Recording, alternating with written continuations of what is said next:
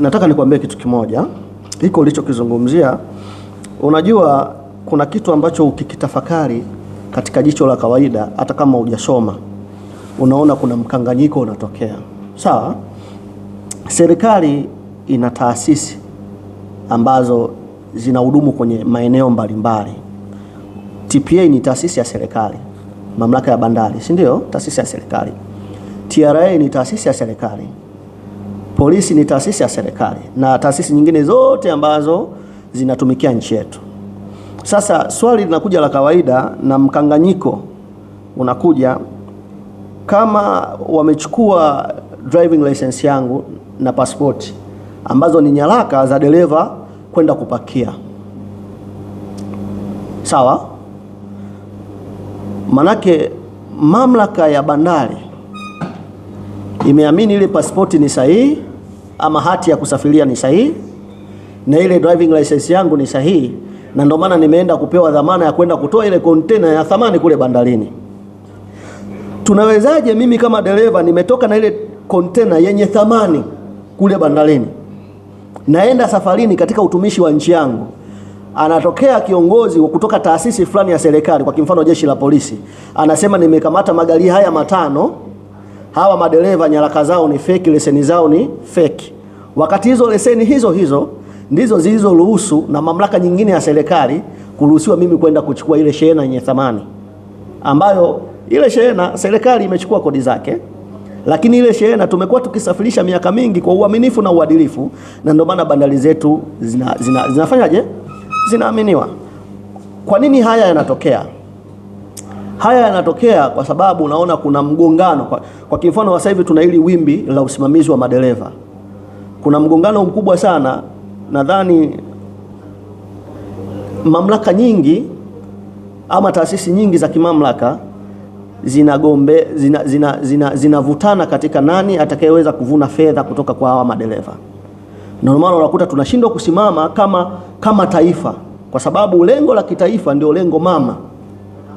Wewe ukiwa na, kwa mfano tuko serikalini, wewe ukiwa na malengo ya taasisi yako, mimi nikiwa na malengo ya taasisi yangu, yule akiwa na malengo na taasisi yake, tutakuja kuwa busy na malengo ya mapato ya taasisi, aliyakuwa tunaenda kuliangusha taifa letu. Naam. Wewe utaweka masharti yako, mimi nitaweka masharti yangu, yule ataweka vikwazo vyake, wewe utaweka. Mwisho wa siku ile mikataba mikuu ambayo serikali kuu imeingia, sawa, kwa ajili ya kuhakikisha bandari zetu zinafanya kazi, tutaenda kuiangusha. Ndio maana sasa hivi unaona hapa tulipofikia, makampuni yanahitaji madereva, lakini mtaani tuna madereva ambao hawana hata hela ya kwenda chuo, lakini mtaani tuna madereva ambaye anahangaika ndani sasa hivi ana miezi 6 leseni yake bado. Kuna dereva na miezi 3 cheti akijafanyaje, akijatoka. Unadhani adui wa nchi yetu ni nani kama sio sisi wenyewe? Adui wa bandari zetu ni nani kama sio sisi wenyewe? Kwani mimi nikikucheleweshea wewe cheti chako ili labda nitengeneze mazingira ya kupata chochote kitu, hauoni kwamba nazorotesha uchumi wa nchi yangu? Tunahitaji malaika atoke mbinguni aje kutuambia kwamba tunachokifanya sio sahihi. Sijui wewe kiongozi unasemaje? Naam, mimi nafikiri tufike wakati wa kuiambia serikali au kuiomba serikali kwa jinsi ambavyo imekubali kufanya nchi yetu kuwa kitovu cha eneo hili la usafirishaji. Ukitazama Tanzania inategemewa zaidi ya nchi kama 7. Inategemewa na Zambia, Kenya, inategemewa Rwanda, Burundi, Malawi, Kongo, Sudani Kusini na maeneo ya Zimbabwe pia mizigo ya Tanzania inakwenda. Sasa ukikompai na nchi hizi jinsi zilivyotuzunguka, dereva wa Tanzania anashushwa thamani na mamlaka hizi.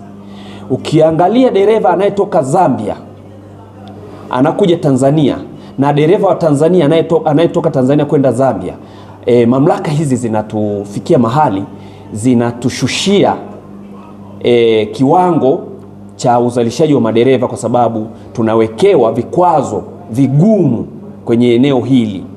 Dereva anashindwa kusafirisha mizigo hii kwa wakati kwa sababu anakuwa na fikra.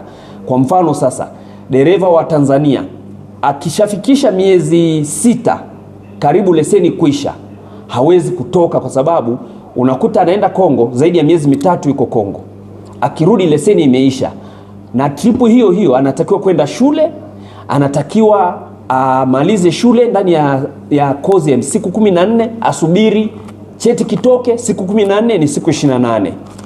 Aje aanze kwenda kuapply leseni, ni siku zaidi ya miezi 2 anasubiri leseni. Kiongozi, ni kukatishe hizo siku 14 ya cheti, kama huo utaratibu ungekuwepo tusingekuwa na haya malalamiko. Sasa hivi kuna watu wanasubiria vyeti mpaka miezi 3-4. Naam. Umeelewa? Na ukiuliza kwenye chuo husika, sawa, kwa kifano kuna chuo fulani sikitaji, kuna watu intake 4 zimekutana kwa wakati mmoja, vyeti havijafanyaje, havijatoka. Lakini ukiwauliza na kwambia nendeni jeshi la polisi.